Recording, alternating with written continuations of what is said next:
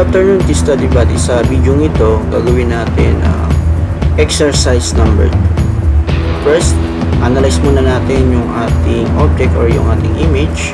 Then, after nating ma-analyze yung ating image, so let's start.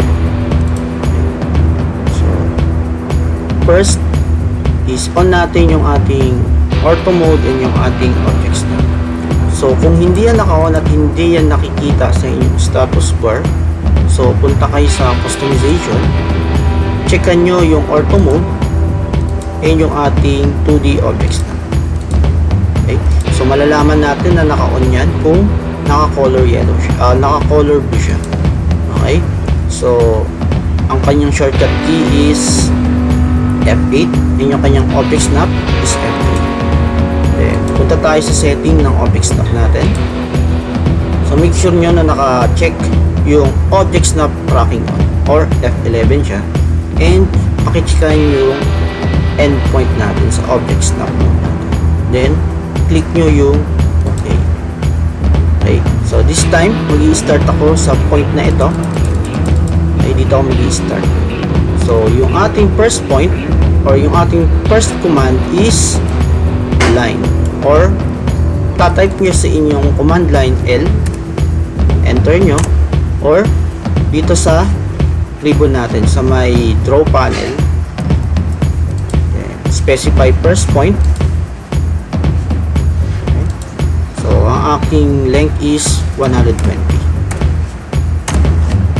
Next is yung aking distance na 160. So ang gagawin ko dyan is kalahati lang yung kukunin ko, which is 160 divided by 2 is 80. Right? So, 80. Enter. Then, next, escape. Then line.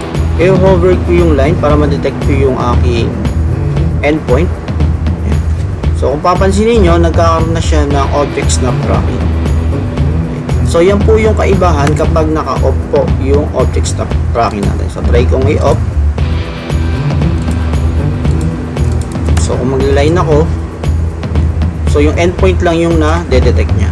Pero, kung i-on ko yung object snap tracking natin, or F11, then magla-line ako, i-hover ko yung line, ma-detect niya yung endpoint. So, ayan. So, ang aking i-enter is 120. Dito ako magsisimula ng aking line. Then, ang kanyang length is 200. Enter. Next ko na distance is upward na 50. Nati ko yung 100 ko, divided by 2 is 50. So, line 50. Next is 200. And ko-connect ko siya dun sa aking starting point. Then, escape to terminate my command. Next is gagawin ko itong part na to, which is ang kanyang distance is mula dito sa line na to, upward is 20 and sa side na to is 20 rin. So, next na command ko is offset or O. So, ayan. Or, makikita nyo yan dito sa ating modify panel. So, ito siya, offset. Click nyo yan. Then, ang kanyang distance is 20. Type nyo 20. Enter. Then, select nyo yung object to offset. Then,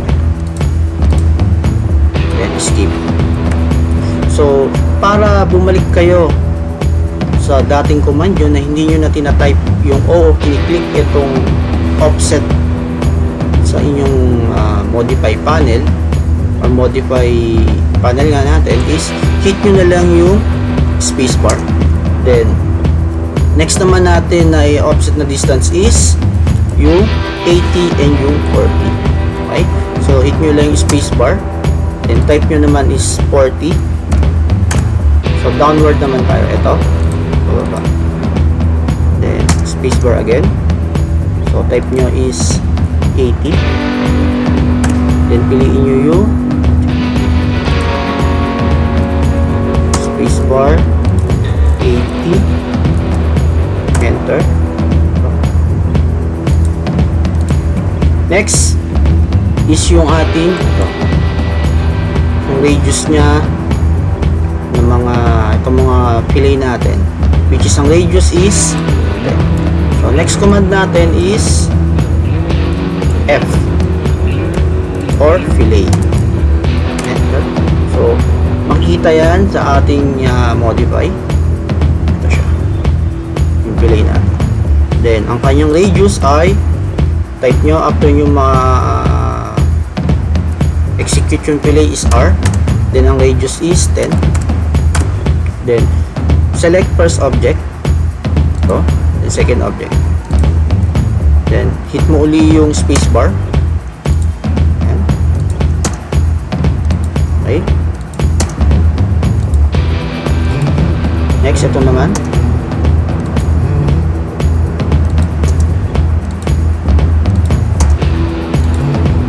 okay, and last ito. Then escape. Next naman is ito. So may distance tayo na 10. So again, so offset tayo ng 10 na distance. So, wala rito.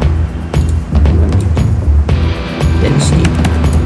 Next, yung radius ng ating itong part na to.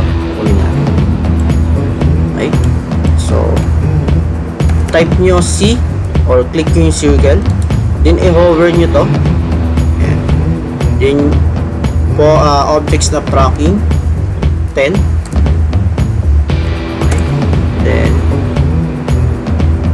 ang kanyang radius is 10. Then okay. Next, ulitin lang natin to yung ginawa natin. So spacebar again, hover nyo, then 10 and 10 ang kanyang radius. Okay, next offset, ang kanyang distance is 10. So ito naman upward, then trim tayo. Next na command natin, skip nyo, TR, then i-trim natin ito.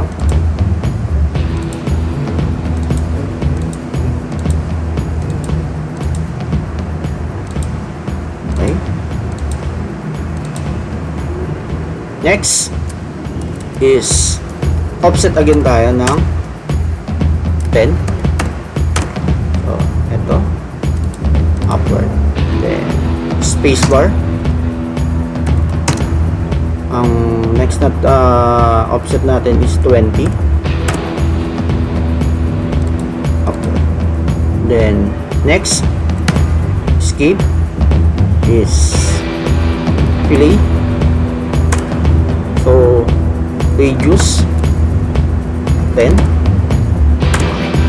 Then first object and ating second object, then hit mo ulit yung ating spacebar para sa kabilang side. Kung papansin niyo, ang ginawa ko is yung kalahati muna. So after kung ma-execute or magawa na yung kalahati, so ang next na command na gagamitin ko dito is mirror or MI. Enter. Or dito sa may modify panel, sa may ribbon natin, yung ating mirror. Then select natin yung object. So highlight natin to. Then enter. Sabi specify first point of mirror line. Itong first point natin, then yung second point natin. Then so, tapos na natin yung ating exercise number 2. So I hope nakatulong itong video na to para sa mga beginner o mga newbie na nag-aaral pa lang ng AutoCAD. So that's all. Thank you.